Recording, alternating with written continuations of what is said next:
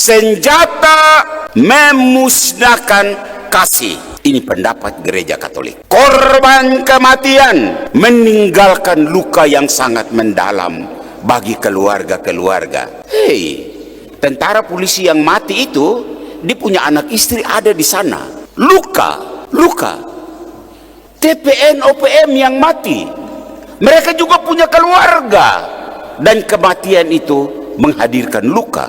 Apalagi warga sipil yang tidak berdosa, yang kena entah peluru nyasar atau sengaja ditembak, mereka punya keluarga-keluarga yang sakit di sini karena ada korban. Pertanyaan dari gereja katedral pagi ini untuk bangsa dan negara ini, tidak ada cara yang lebih berbudaya daripada cara barbar yang dipertontonkan selama ini. Jawab.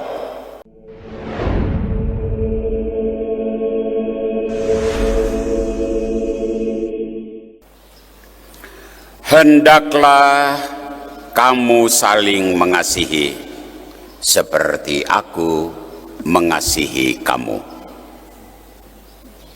Bapak-bapak, ibu-ibu, saudara-saudari, dan anak-anak umat yang saat ini berada di dalam gereja katedral ini, maupun siapa saja yang saat ini mengikuti misa ini lewat live streaming multimedia Tiga Raja,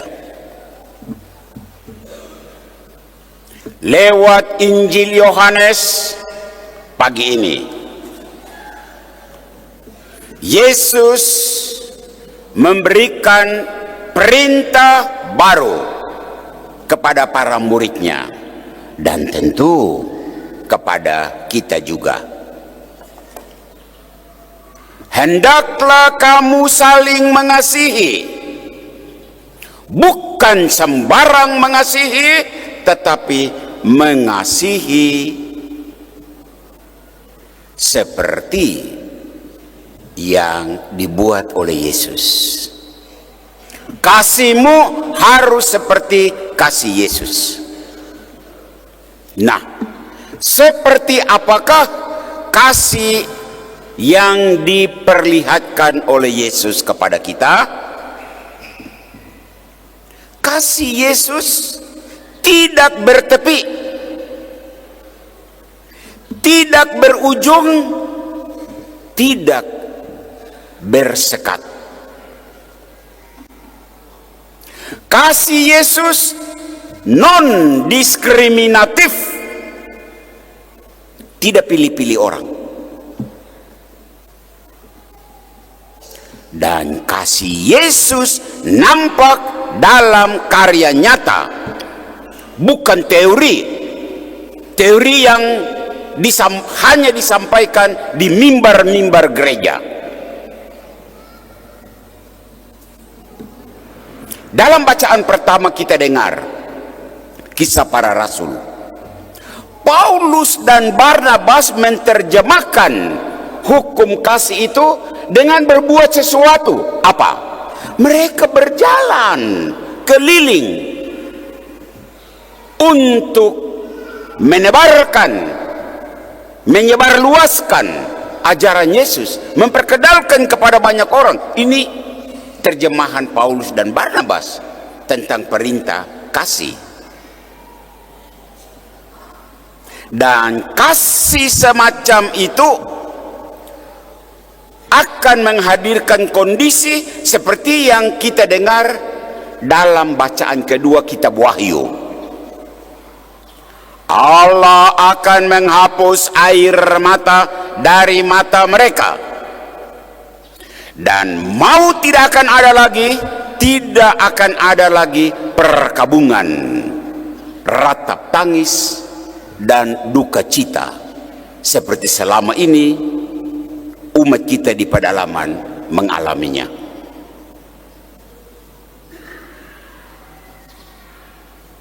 Saudara, baru saja 4 hari lalu, tepatnya tanggal 14 Mei, seorang imam putra putra asli Papua ditabiskan menjadi imam, Monsinyur Bernardus Bovitwas Baro, OSA. Dia tampil dengan moto Ego sum ostium, akulah pintu bagi domba-domba. Ini kata-kata Yesus. Tersirat di dalam moto ini pesan kasih yang beraroma damai. Melewati pintu itu, kita akan saling bertemu. 2 tahun yang lalu, tepatnya tanggal 2 Februari 2023, seorang imam yang lain, anak asli Papua, pertama kali orang Papua dipercayakan sebagai uskup, ditabiskan di Jayapura dengan moto Ego vobiscum sum. Bersama kalian saya hadir. Ini kata-kata Yesus, dan lagi-lagi tersirat pesan kasih yang beraroma dan berwarna damai. Hari ini mungkin umat tidak sadar, Paus akan dilantik. Inaugurasi jam kita sore nanti, dan dalam pemunculan pertama Paus mengucapkan kalimat La pace sia con voi, semoga damai menyertai Anda sekalian. Damai yang lahir dari sebuah praktek cinta. Sekarang mari kita masuk menyimak moto 2 uskup orang asli Papua yang syarat dengan kasih dan damai. Menyimak sambutan pertama Paus yang juga menyapa umat di halaman basilik dengan damai. Memahami isi bacaan kitab suci hari ini yang juga syarat dengan pesan kasih dan damai. Mengkritisi kondisi di lapangan 2 keuskupan ini, Keuskupan Jayapura dan Keuskupan Timika.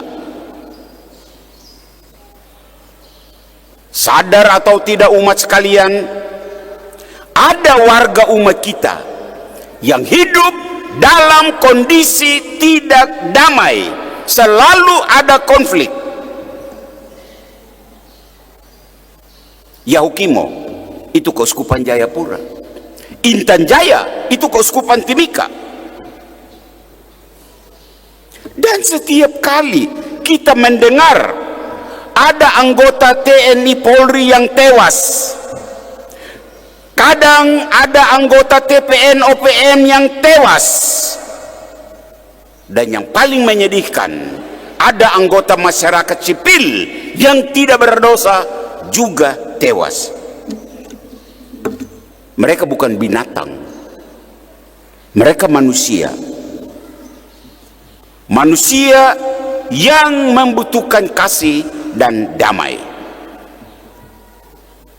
Berangkat dari suasana ini, apa pesan untuk kita di hari Minggu kelima Paskah ini? Saya punya beberapa pesan. Pesan yang pertama, tolak prinsip keliru bahwa perang membawa damai.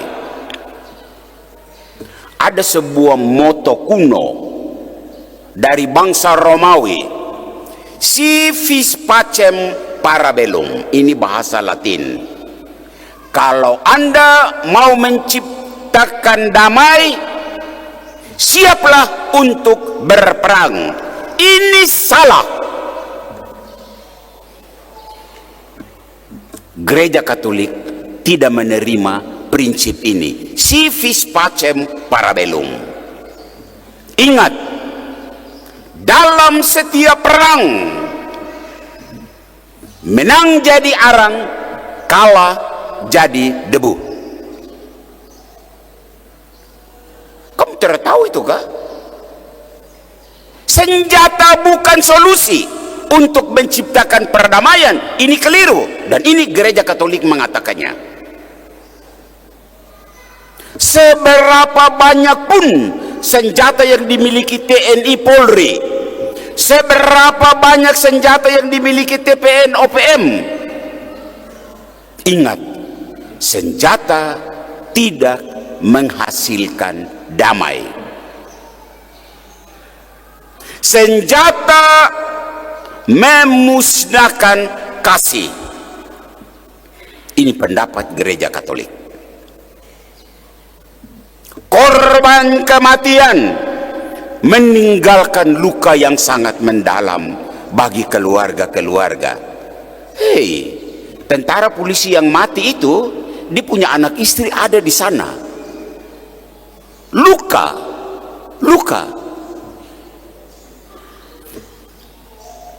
TPN OPM yang mati, mereka juga punya keluarga, dan kematian itu menghadirkan luka. Apalagi warga sipil yang tidak berdosa, yang kena entah peluru nyasar atau sengaja ditembak. Mereka punya keluarga-keluarga yang sakit di sini karena ada korban. Pertanyaan dari gereja katedral pagi ini, untuk bangsa dan negara ini, tidak ada cara yang lebih berbudaya daripada cara barbar yang dipertontonkan selama ini. Jawab.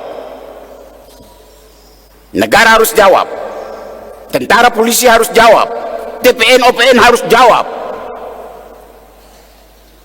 Ini pertanyaan dari masyarakat sipil. Satu, pesan yang kedua, damai yang beraroma kasih hanya diperoleh lewat dialog. Dialog itu tidak mahal, tidak semahal senjata-senjata yang didistribusi dan diperjualbelikan. Dialog tidak semahal itu. Dialog itu hanya membutuhkan sebuah keterbukaan hati, keterbukaan pikiran untuk duduk dan bicara. Maka seruan kepada kita semua, petinggi-petinggi negara ini, petinggi TPN OPM, petinggi TNI Polri, ayolah berdialoglah. Negara yang mengirim pasukan ke daerah-daerah konflik, berdialoglah. TPN OPM yang punya aspirasi, mari kita duduk dan berdialog. Dialog itu sekali lagi tidak mahal. Yang mahal itu hanya ini, gengsi.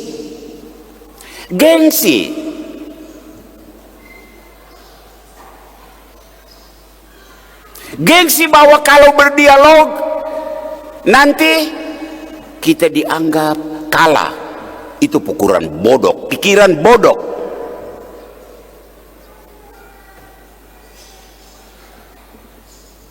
Nyawa anak-anak bangsa ini terlalu mahal untuk digadai. Negara tidak boleh mengorbankan prajurit-prajurit yang berjuang hanya karena tidak ada dialog. Negara jangan lagi menambah daftar nama mama-mama janda karena suaminya mati di daerah konflik. Negara jangan lagi menambah daftar nama-nama yatim, anak-anak yatim karena bapaknya gugur di daerah konflik. PPN, OPM itu bukan musuh negara, bukan juga teroris seperti yang dikatakan oleh salah seorang petinggi negara ini. Mereka adalah rakyat yang protes karena saluran dialog tersumbat. Tahu itu, sadar itu. Mereka adalah rakyat yang punya aspirasi, yang membutuhkan solusi. Ayo, Gereja Katedral Timika menyerukan, mari berdialoglah. Pesan ketiga, pesan terakhir. Dan pesan ini saya tujukan kepada seluruh umat Jayapura dan umat Timika, kepada seluruh imam-imam Jayapura dan Timika, kepada dua uskup Jayapura dan Timika. Pesan apa? Terjemahkan moto dua uskup OAP ini, uskup Timika dan uskup Jayapura, dalam aksi konkret dan nyata, agar moto ini tidak tinggal terpampang tanpa makna, hanya slogan. Ego vobis cum sum, aku hadir bersama kalian.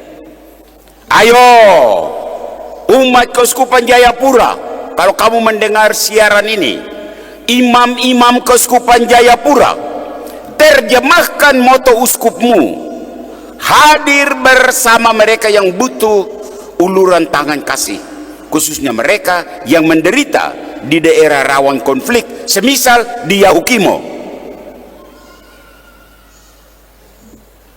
Itulah ungkapan kasih yang membawa damai. Ego sum ostium, akulah pintu bagi domba-domba. Ayo umat Keuskupan Timika, imam-imam Keuskupan Timika, terjemahkanlah moto uskupmu, hadir bersama mereka yang butuh uluran tangan kasih, khususnya mereka yang menderita di daerah rawan konflik, semisal di Intan Jaya. Saya sedih mendengar cerita pastor-pastor Intan Jaya.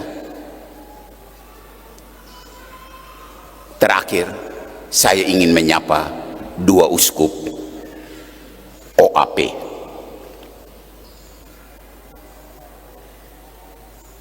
Uskup Yan dan Uskup Bernard. Saya Pastor Amandus. Saya memang imam, tapi saya senior Anda berdua. Dan hari ini, dari hati yang paling dalam, saya menyapa Anda berdua.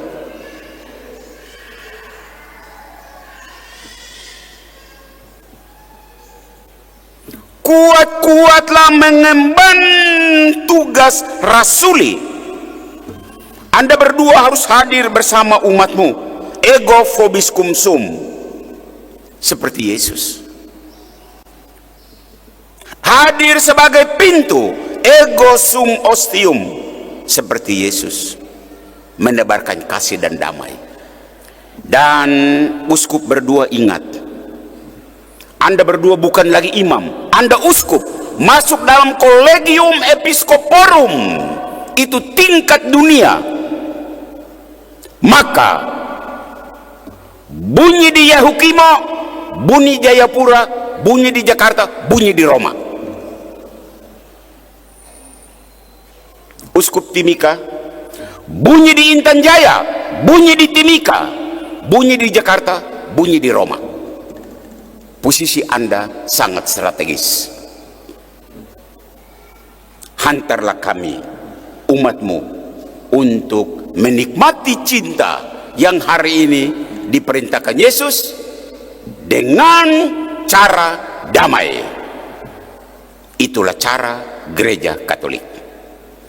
Tuhan memberkati dua uskup kita.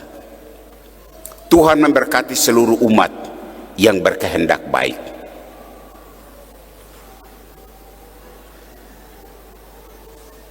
Amin.